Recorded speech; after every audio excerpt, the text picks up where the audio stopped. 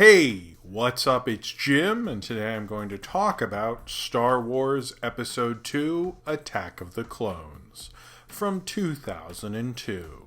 And this is a winner of the Patreon movie review vote. If you would like for me to review a movie of your choice, then click on the link below and pledge, and maybe I'll be reviewing your movie next month. And this review was actually presented by Austin, who you know pretty well from the Discord and the chat on Movie Crap Live. Thank you, Austin, for getting me to review Attack of the Clones. This is probably, overall, maybe, if not the worst Star Wars movie, the most consistently boring one. It's just overall consistently bad. I might say of overall qualityness, it's the worst one. I think Rise of Skywalker might have beaten it in terms of how bad that movie was, but that at least, has that Rick and Morty ripoff opening with the portals and things, and that was sort of fun, I guess. This doesn't have that, like, at all. Attack of the Clones is just all around not great. It's overall, like, consistently bad. I like that more than the Star Wars movies that give you, like, a little bit of hope, and then you realize, oh no, this is gonna be pretty horrible after this point. And Attack of the Clones makes no bones about it. It's just flat out a bad movie through and through. There's certain parts that I like better. There's like maybe one part, but for the most part, very stilted, bad dialogue, terrible performances, awful early 2000s CG. But when I first saw it, I remember being a lot more positive about it. I remember liking it more than episode 1, or at least my memory of episode 1 at that point. I don't necessarily agree with that anymore. I think this might be worse than episode 1 actually now. And I remember most people were pretty positive about it around the time it came out, except for Roger Ebert and Leonard Maltin, who just gave it 2 stars, which is pretty surprising because they're fairly positive about most Star Wars stuff, except this, and it was actually considered surprising at the time, believe it or not. But with this film, I noticed people liked it, probably saw it once. This is the lowest grossing live action Star Wars movie, I think still.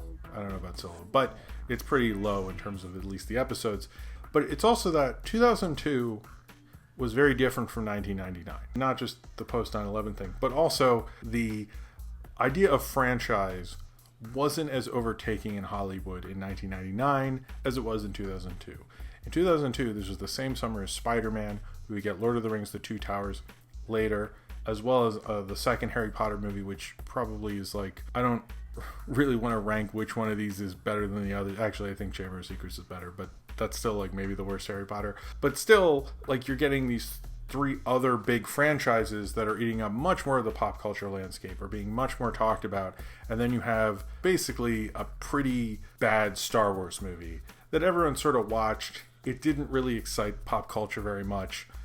Everyone sort of forgot about it. Maybe you bought it on DVD.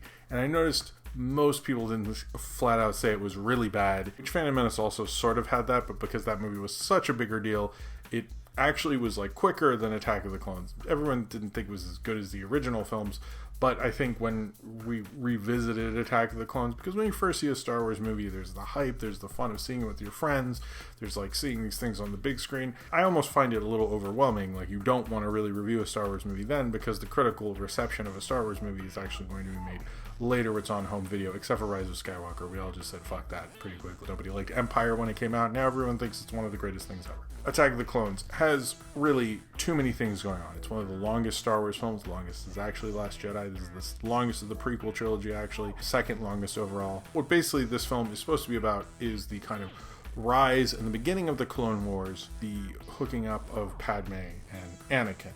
But it's also about the Galactic Senate stuff, and it's also about 2 secret armies that, I don't know how you have 2 secret armies, and then also about the politics of the Jedi. Jar Jar's there, and there's like a droid plotline too, and that's just too many things. And although I think Star Wars does often have like an everything in the kitchen sink mentality sometimes, that can often work out for it, it does not work here, because there are just too many things, and it just feels like when I got to the halfway point watching this on Disney Plus, I like groaned, because it was like, oh my god, this movie's not over. It just hits you with so many things that even if there's a certain thing you like Yoda's fight sequence, or a battle, or a guy jumping off a flying car thing and jumping down and stuff, and you might really like that, and it looked really cool on an awesome big screen at the time, but you're getting hit with all these things that regardless of if you really liked a scene, you're just sort of numbed by it. Now, this was kind of a different point where Star Wars was, because when I grew up with the trilogy, the Holy Trilogy, whatever you want to call it, everyone liked Star Wars because it was an escapist, big blockbuster. It was a fun, good time movie. By the time you get to 2002 and Attack of the Clones, it's getting into all this lore and explaining all this stuff, and like these people who like are like third guy from the left really matter, but like the plot line only gets on them a little bit, and it just becoming like the toyetic quality of Star Wars was taking over, and less mainstream people were really getting involved in it. Even though these are all huge movies that everyone sees like a couple of times, regardless if you want to or not sometimes, it still didn't make a connection with the audience the way those other three franchises that were taking over 2002 really were. Spider-Man was making a connection with audiences, regardless of what you think of that one. The plot line basically of, you have to get Amidala is gonna get killed and they have to protect her and all that stuff. And then the Anakin Padme thing is kind of one of the weakest plot lines of this, whereas the Obi-Wan one is probably the strongest. And I want to talk about Padme and Anakin first, because that one's like maybe funnier. Those are the sort of big plot lines. The problem with all Star Wars movies is they have to be like other Star Wars movies, except for like the two good ones, which are, the first one and Empire. But again, I'll get back to that actually. You get that Anakin likes Padme because, like, he said, "Are you an angel? A space angel?" I remember that line sort of. But yeah, he still likes her and stuff since he was 6. And so he's going to go then protect her. An alien person, like, taking her out, even though they have that whole bounty hunter sequence, which I remember really liking when I saw it at the Senator Theater in Baltimore. I'll show you like my ticket stub and everything in this video, but yes, I saw it there. It was very beautiful, which I think was the celluloid cut. Apparently there are things that were in the different cuts of the movie because George Lucas kept adding things after the celluloid cut was done, which is like, of course. But I remember like watching him go down on a big screen felt like amazing and epic. But I think, getting wowed by special effects in 2002 and that whole sequence, one, robbed me of the fact that that sequence is really stupid. It doesn't really make any sense. It's a lot of like, hey, look what we can do. Look at what we can do with depth. Not with like 3D depth, although apparently there's a 3D transfer that's played only a few times. It's not lost media like everyone says. That I'm sure that would look really cool when they're hanging off of the assassin robot thing and flying off that. It's a pretty incompetent sequence if we really get down to it in terms of action framing and making sense with character. It's more about the thrills of it, which is, I think, a lot of 2000s guys who don't fully understand how to do action sequences, directing action sequences, kind of choreography in there. And you have that thing, and I think that's probably the standout maybe of the early thing, although there's explosions that don't make sense and stuff like that. But when you get to the Anakin Padme thing, it's basically like a really terrible date, and then at the end she's like, "I love you," and you're like, what? That doesn't make any sense. And I think the problem with this is this plot line doesn't think of like what most romance movies do and effectively do, is when you're watching it as an audience member, you sort of want to see them get together, you want to see them hook up and stuff, and like you feel as an audience member, you can feel the sexual tension. You don't feel anything, because most of what he talks about is he complains about his boss, which is Obi-Wan. He complains about his company, which are the Jedis, which don't ever do that on any date ever. That's a terrible idea, but he does it like almost the entire trip. Then he goes on this thing about sand, right when she's talking about some childhood memory to kind of like liven things up, because this guy's like a fucking bummer. He is just like such the ultimate bummer of a person this entire time, and you don't get like why she would like him other than like the cool thing with the peach. I was like, I can sort of see it, I guess, now. Sort of being like 1%. It like makes no sense she would like fall in love with this guy. It is basically like an awkward security guard. She would probably go home and go, yo, Anakin sucks. I don't want anything to do with that guy. He's awful. All he does is complain about the Jedi and his boss. And then, on top of all that, I forget exactly why he goes to Tatooine, because I was sort of really bored at that point. But he goes to Tatooine, tries to find his mom, has like, actually Watu might give my favorite performance in the whole movie. And then he like goes, finds out his mom's been taken by these Tusken Raiders, then like decides to kill, like presumably, I don't know how many people Tusken Raiders were there, but let's say like he killed 20 people. And then, by the way, she still after that is like, I love this guy. What about him? I don't get it. Like, he's not like edgy and cool in a way that makes like any sort of sense. It's like this guy already sucked a lot, and then he kills 20 people, and you're like, oh, they're so in love. Like, you couldn't lie about it. He's like, oh, I just killed the guys who like guarded her or something, and then he walks away and like it's rubble. Also, I totally get why the Tusken Raiders later in A New Hope wanted to kill Luke, because they definitely hate white blonde people after that shit. I'm just saying, if anyone made it out of there, I definitely think they were like, whoa, white blonde people, definitely kill them. And that plotline like just doesn't work, and it's supposed to be this essential building block to the whole like epic Star Wars trilogy, and you don't have that connection there, which you had with like Leia and Han, which it's like that feels like an epic romance. This feels like something that's supposed to be an epic romance, but like the guy who like wrote this hadn't been on a date in like 20 years, or very little dating or experience at all, and really didn't know what that was. I wish they brought someone in who wrote like rom-coms or something, because like I wish there had been some sort of a connection there. And because sci-fi at that time really just relied on more like really dorky sci-fi writers and not writers who could like spruce some of this stuff up, it doesn't work. There was a co-writer on this. This isn't just written by George Lucas. Jonathan Hales, which I didn't know until I saw this movie again. I was like, I just assumed they were all written and directed by George Lucas. And apparently this was maybe the more insular one of the prequels, because he had other people advise on episode 3, like even Coppola and Steven Spielberg, I've recently heard on a podcast and through other oral histories and things. But the other plotline, which I actually find interesting, is the Obi-Wan one. Not just because like his spying thing kind of unravels a lot of things in this. He kind of finds out about the clone army, tells them about the clone army, kind of reveals it to Yoda and Mace Windu, who then bring the clone army in and sort of starts the Clone Wars, and then he finds out about the robot army. But the other thing about that is, and I think an essential part of Star Wars, what's always struck me about the prequels is their naming conventions, at least the first two, Phantom Menace and Attack of the Clones, sound like the Flash Gordon serials that they are based on. And that plot line that Obi-Wan is on feels like something from a Flash Gordon serial, because it's sort of ridiculous, like the whole idea that you'd find 2 secret armies, like that's a thing someone would do. It definitely feels like a Flash Gordon thing, which is totally appropriate for Star Wars. It might be the most like actually like original trilogy thing that he's bringing over in terms of influence that you'd ever see in any of the prequels, because what you're getting is the idea of, you know, these like, you get like a Count Dooku with Christopher Lee, who definitely knows how to play like that B-movie cheese and all this stuff. Christopher Lee, I know people like sort of make fun of him and stuff. I actually sort of like him in this because he definitely gets the tone for it. I know he turned down being in the very first Star Wars and Peter Cushing did it instead, but he's the kind of actor who gets these kind of movies. That's why he got to do so many blockbusters in his later age, because his, you know, B movies became A movies. That guy knew how to play that 100% all the time. But yeah, the Obi-Wan plotline is actually probably one of the more interesting ones. I wish that had almost been the whole movie, and then he met up with Anakin. He's like, oh, did you hook up with Padme? I'm like, glad we didn't show any of that, because it would probably be terrible. That plotline, yeah, it harkens back to the whole idea of that, you know, the whole thing, that even the scroll is from these pulp serials like Flash Gordon, like all these things.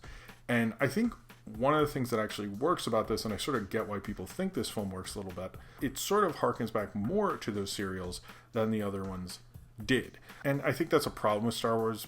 The movies that aren't A New Hope or just Star Wars, as it should really be called, and Empire Strikes Back, is that the other ones try to recapture moments of Star Wars. And it gets to a point when you're watching these movies that you just feel like you're watching someone regurgitate the same thing over and over again. You're just, you know, kind of looking at which throw up looks the neatest. And Last Jedi sort of takes on the influences and plays with the kind of postmodernism that Star Wars really actually was. It was a postmodern mashup, just like most of New Hollywood stuff was. And Last Jedi plays with that a little much more, which makes it a little more interesting, but I'm not going to get into that. I made a review, you can watch it. But Attack of the Clones, in that plotline, gets what Star Wars actually is. Now, the problem with that is the Obi-Wan plotline isn't all of the movie. You can honestly forget about it because you're getting hit with so many things. This sort of reminds me of watching SNL, where you see one funny, really great sketch, but you get hit with so many different styles of comedy that are like between okay and just horrible. Like, I watched the episode Dick in a Box was on, and Dick in the Box I didn't even think was as funny within the episode, because I've just been hit with all these different things, even though Dick in the Box was funny by itself. And I think Attack of the Clones is sort of like that. I also remember the whole thing with Yoda and like Yoda Man, which is like, his name's Yoda, and like, you know, Yoda Man, and so they combined them just to explain that to the kids. It was even in the newspaper ads for Attack of the Clones to get people to go, to get them to be excited because of this Yoda fight that was so epic. But it wasn't. Those two plot lines, I think, are indicative of these things because it's so stilted. There's no quotable dialogue. I mean, I guess there is, ironically, between the sand thing, like its sand is so coarse and all this. It's like, also like the sand thing's so random. Why didn't you talk about like basically I was a slave and they made me pod race and stuff, and I like actually, you know, when I really thought about pod racing, it really upsets me, and it's like I don't really want to get into it and say like, you know, like that would have been something we had a connection to. There was no part in episode 1 where he's like, oh man, I really hate sand. Like, yeah, you could have mentioned that before, Mr. Like, I'm going to change everything to make it connect, and poetry or rhymes. Like, you can't just make a simple story beat where somebody, you know, talks about how he hates sand. Like, we just get this random line that we have no connection to, but whatever. Episode 2, Attack of the Clones, is a bad movie. If those two plot lines were it, that would be fine, but you get, you know, this dumb droid thing where they get to the end part with the robot army. Like, the whole C-3PO plotline is stupid, and just like I get it, it's a dumb kids movie, but like, you don't have to hit me over the head with it. And same with, you know, the same stuff with the Galactic Senate. It's like some of this stuff could have been done off screen, some of it could just be mentioned, but Lucas like has to show us everything. And even like the dumb stuff at the 50s cafe, like I get you made American Graffiti Man, but like that just feels so out of context for Star Wars. It just really takes me out of it every time. And I do remember like the moment I watched this later, I think it was on TV, and I was like, man, this movie is bad. Like really straight up not interesting. And I don't think I've ever changed on that, because it is not an interesting movie. It is wholly very boring, and I think because it's just trying to accomplish too much. When you look at the prequels, and I feel this especially about 2 and 3, they should have been a show, maybe directed by Genndy Tartakovsky, and could have been animated. I don't know. There was just too much they were trying to accomplish, and it feels like the original trilogy, another thing that I was going for it, is those were made primarily as movies and adventures, and the rest are trying to kind of tell this epic story, but not tell it as sort of a simple adventure. They're trying to tell this epic legend of a thing, because Star Wars represented so much about storytelling and all this. And Attack of the Clones really falls into that. I think Revenge of the Sith does as well, but it just falls completely apart because it's trying to tell an epic story, but it didn't think about telling a good story, a fun story, the escapism that we wanted from Star Wars. And I know there's all these different reasons you should like the prequels, but there isn't, because they're not good. There's no reason they're good. We could break them down and talk about forever and ever the various things, and we basically have through various videos on the internet. But the crux of why it doesn't work is because he just jammed way too many things with it. He barely knew how to direct these people. He severely probably miscast Hayden Christensen, who I don't think has ever been good ever in anything, and I don't care what your argument is. And he sort of wasted Ewan McGregor. He doesn't really know what to do with Natalie Portman. Samuel L. Jackson and Frank Oz might be the most compelling people in this entire movie. I found this film to be such a letdown. It is literally the hardest Star Wars film, well, except for the Rise of Skywalker, but it's one of the worst Star Wars films to get through because of its overall boringness, because it's hitting you with so many things, it's doing too many plot lines, it's not explaining things, it's just hoping you've read all these books and know all this lore and all this crap, but you don't. People didn't come to Star Wars for this. This is the kind of movies people rejected to see the original Star Wars, and it's just a real case of him eating his own tail. I really don't like this movie. I think sometimes I've come around to it with the Obi-Wan plotline. I think there's things there that are calling back to things that are like the better parts of Star Wars, but all its references to the original trilogy are just, like I can't deal. I don't really want to see another Star Wars movie reference another Star Wars movie. It's just stupid at this point. Like this did not ignite 2002 because 2002 had too much going on, and I think that's why this film sort of got a little ignored in its badness for a while, because we were just much rather watch, actually exciting new blockbusters that showed us something we hadn't seen before. And Attack the Clones doesn't do that at all. And that's probably why the only way people talk about it is how bad it is. And it'll never escape anything other than that, because there's nothing to really offer with Attack of the Clones other than a few plot lines that if you only watch those plot lines, it'd be a lot better. But unfortunately, this film is a whole package of crap that you can't escape from. So if you have seen Star Wars Episode 2, Attack of the Clones, and you would like to talk about it, then comment below in the comments and subscribe if you would like to.